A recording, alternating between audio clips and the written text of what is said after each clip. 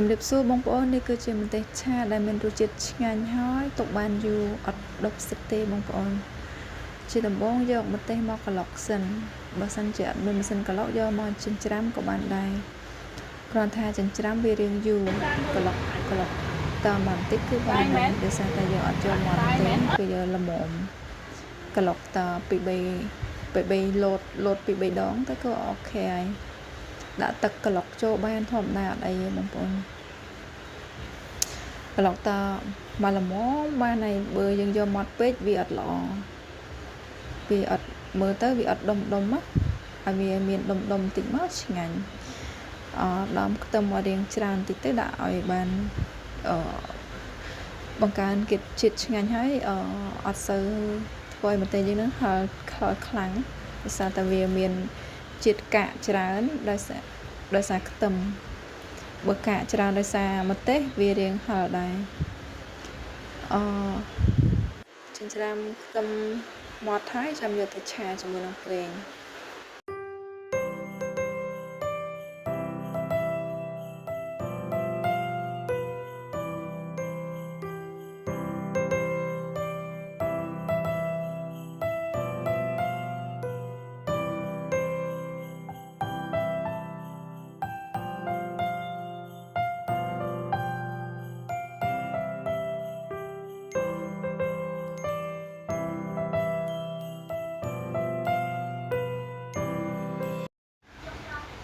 សម្រាប់ប្រេងឆាគឺប្រើច្រើនបងប្អូន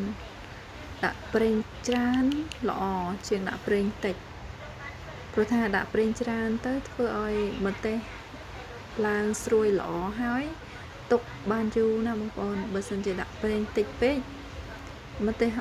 អត់ចង់ក្រហមវាទៅជាចង់ទៅជាប៉ែកហើយទុកអត់បានយូរទេអញ្ចឹងត្រូវប្រើប្រេងរៀងច្រើនបន្តិចច្រើនលើសភាសាជាងខ្វះបងប្អូនប្រេងណាសំខាន់នៅត្រង់ប្រេងហ្នឹងខ្លាំងដែរដាក់ខ្ទឹមពពងឲ្យរៀងឈ្ងុយស្រួយបន្តិចបានឆាទៅល្អបងប្អូនបើដាក់ខ្ទឹមវាស្ទើពេកដាក់ស្ទើពេកអត់ល្អទេធ្វើឲ្យម្ទេសឆាអត់ងាយនឹងនេះទេអត់ងាយនឹងក្រៀមណាដោយសារតែខ្ទឹមហ្នឹងវាអត់តន់ស្រួយល្អដាក់ស្ករត្នោតបន្តិចមកស្ករត្នោតកូរវាជាមួយនឹងខ្ទឹមហ្នឹងដាក់ចាំខ្ទឹមរៀងក្រហមបន្តិចចាំដាក់ស្ករក៏បានដាក់ពីខ្ទឹមរៀងឈ្ងុយល្មមក៏បានដែរនិយាយរួមទៅឲ្យតែខ្ទឹមវារៀងក្រៀមបន្តិចយើងអាចដាក់គ្រឿងបានហើយបើដាក់ខ្ទឹមស្រស់គឺអត់ការទេបងប្អូនធ្វើឲ្យម្ទេសយើងវាអត់ល្អការកូររឹតទៅយូរទៀតអញ្ចឹងវាជាកន្លឹះតិចកូរស្ករត្នោតតិចមកហើយចាំយើងដាក់កាពិបន្តិចចូលទៅដើម្បីឲ្យវាមានជាតិឆ្ងាញ់ឈ្ងុយបើអត់ដាក់កាពិអត់ឈ្ងុយអត់ឆ្ងាញ់ទេដាក់កាពិចូលខ្ញុំដាក់ម៉ាឡាភីសម្រាប់ម្ទេសកន្លះគីឡូហើយខ្ទឹមប្រហែលជា2ខាំអីហ្នឹងបងប្អូនខ្ទឹមពពងដាក់2ខាំ1ខាំអីក៏បានដែរដាក់ល្អច្រើនវាឆ្ងាញ់ដាក់កាពីប៉ុណ្ណឹងទៅគឺតិចជាងហ្នឹងក៏បានដែរបងប្អូនដាក់មកចុងលព្រាតិចជាងហ្នឹងក៏បានដែរតែខ្ញុំចង់ឲ្យវាក្លិនរៀងដិតបន្តិចខ្ញុំដាក់រៀងច្រើនខ្ញុំធ្វើច្រើនដងហើយបងប្អូនដល់ពេលធ្វើយូរទៅដឹងពីតិចវាធ្វើដបងអត់សូវដឹងដែរហ្នឹងបងប្អូនមើលតាមគេតាមឯងដែរដល់ពេលចេះទៅមានបទពិសោធន៍ខ្លួនឯងទៅវាស្រួលដែរហើយម្ទេសឆាហ្នឹងញ៉ាំមួយអីក៏ឆ្ងាញ់ដែរខ្វះវាអត់បានទេ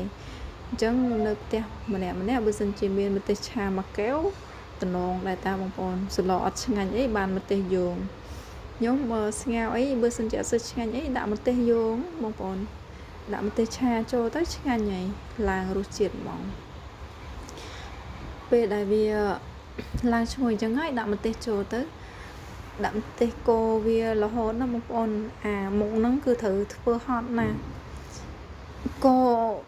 ដាក់ដៃតែមួយផ្លែតហ្នឹងគឺចាប់ផ្ដើមកូរទៀតហើយដោយសារតែម្ទេសតយើងតម្លាក់ដៃគឺវាខ្លោចតែម្ដងគឺកូរជាប់សម្រាប់ខ្ញុំយើងចង់តម្លាក់ដៃមួយផ្លែតក៏បានដែរតែកុំឲ្យតម្លាក់យូរ កូររហូតទៅក៏វាល្អវាអត់ខ្លា